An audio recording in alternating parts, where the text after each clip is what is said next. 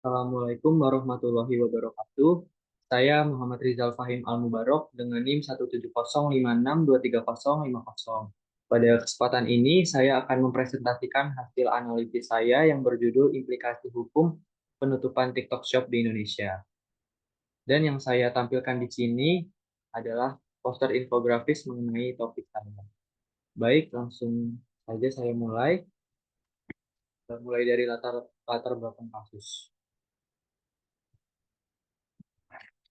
Latar belakang kronologi kasus penutupan TikTok Shop di Indonesia dimulai dari munculnya platform perdagangan sosial TikTok Shop yang menjadi populer di kalangan pengguna e-commerce. TikTok Shop menawarkan berbagai produk dan layanan dengan cara yang inovatif dan menarik, dengan cara yang memungkinkan pengguna untuk berinteraksi dan bertransaksi secara langsung melalui platform tersebut. Namun seiring dengan popularitasnya, TikTok Shop mulai menghadapi serangkaian masalah hukum yang kompleks. Salah satu masalah utama yang muncul adalah terkait dengan privasi data pengguna.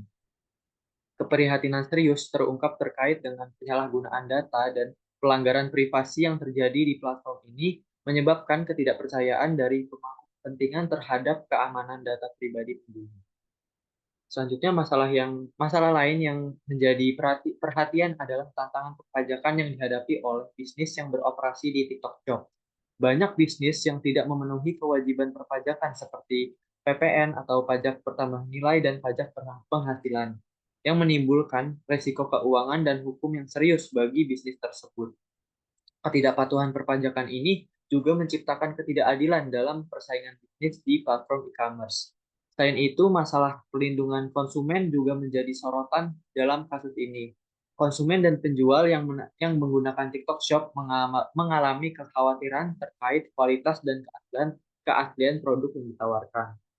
Ketersediaan banyak penjual di platform ini juga menimbulkan tantangan dalam memastikan keamanan dan kepuasan konsumen yang akhirnya dapat berujung pada sengketa hukum dan dampak negatif bagi bisnis.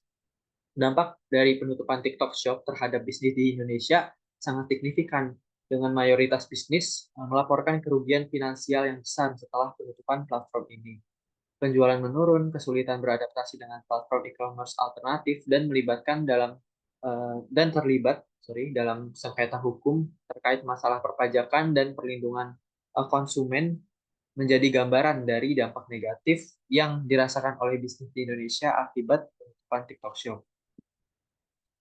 Selanjutnya, landasan filosofis, sosiologis, dan yuridis dalam analisis kasus penutupan TikTok Shop.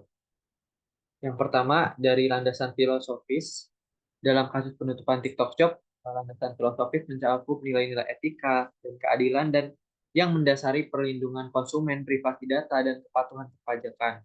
Prinsip etika seperti kejujuran, keadilan, dan keberpihakan terhadap individu menjadi dasar dalam memastikan bahwa hak-hak konsumen dihormati, data pribadi dilindungi, dan aturan perpajakan dipatuhi dengan benar. Landasan filosofis ini menekankan pentingnya menjaga integritas, keadilan, dan kebaikan bersama dalam konteks perdagangan elektronik. Yang kedua, dari segi landasan sosiologis, penutupan TikTok Shop mencerminkan dinamika sosial yang melibatkan kepercayaan, keadilan, dan keamanan dalam transaksi online. Isu-isu terkait dengan kualitas produk, keaslian penjual, dan kepuasan konsumen mencerminkan interaksi kompleks antara individu, bisnis, dan masyarakat dalam ekosistem e-commerce. Landasan sosiologis ini menyoroti pentingnya eh, memahami dinamika interaksi sosial dalam konteks perdagangan elektronik dan bagaimana hal ini memengaruhi regulasi dan kebijakan yang ditetapkan.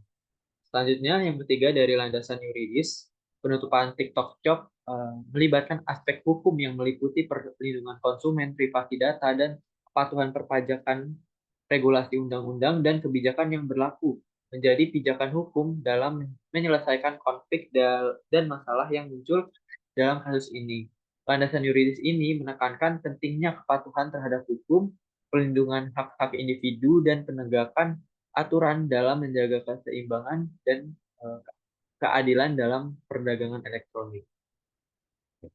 Lalu dalam menghadapi kasus penutupan TikTok Shop ini ada beberapa teori yang sekiranya relevan dengan kasus ini. Eh, yang pertama ada teori perlindungan konsumen. Teori ini menekankan pentingnya melindungi hak-hak dan kepentingan konsumen dalam transaksi bisnis dan saksi bisnis. Lalu dalam konteks penutupan TikTok Shop, aspek perlindungan privasi dan keamanan produk menjadi fokus utama. Perlindungan privasi bertujuan untuk mencegah penyalahgunaan data pribadi pengguna, dan memastikan keamanan transaksi online. Langkah-langkah untuk memperkuat perlindungan konsumen meliputi kebijakan privasi dan transparan, prosedur verifikasi penjual yang ketat, dan penegakan hukum terhadap praktik penipuan atau penjualan produk ilegal. Yang kedua, dari teori perlindungan data pribadi, teori ini tuh difokuskan pada keamanan dan kepentingan data pengguna, serta perlindungan terhadap pelanggaran data.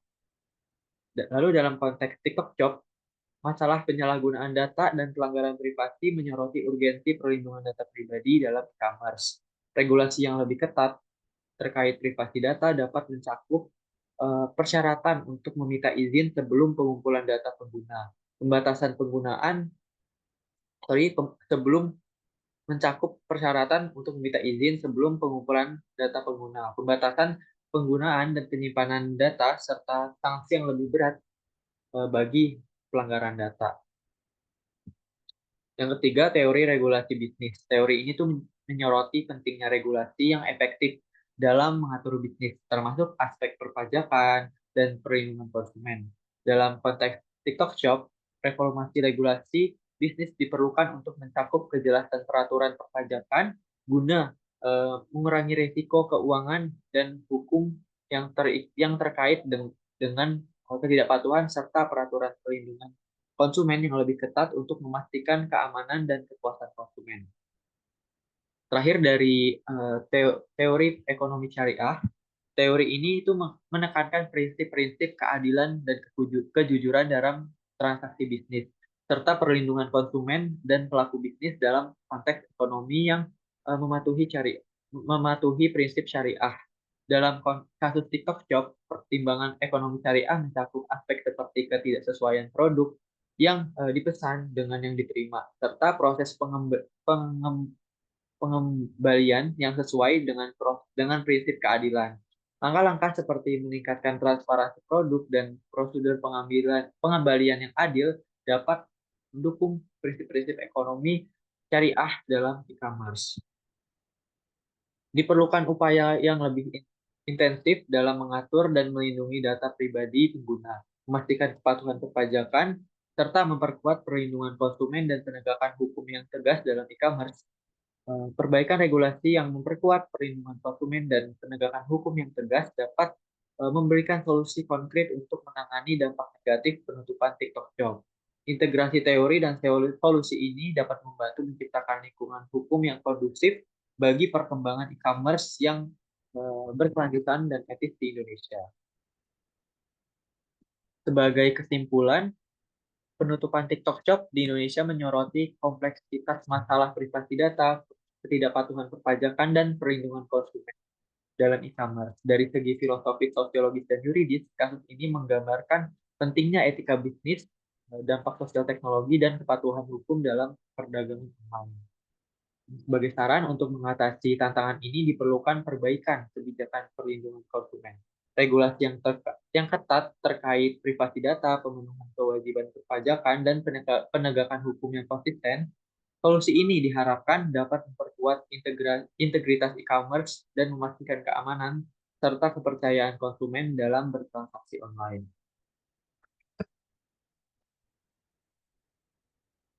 Mungkin cukup sekian presentasi dari saya. Kurang lebihnya saya mohon maaf. Akhiri. Wassalamualaikum warahmatullahi wabarakatuh.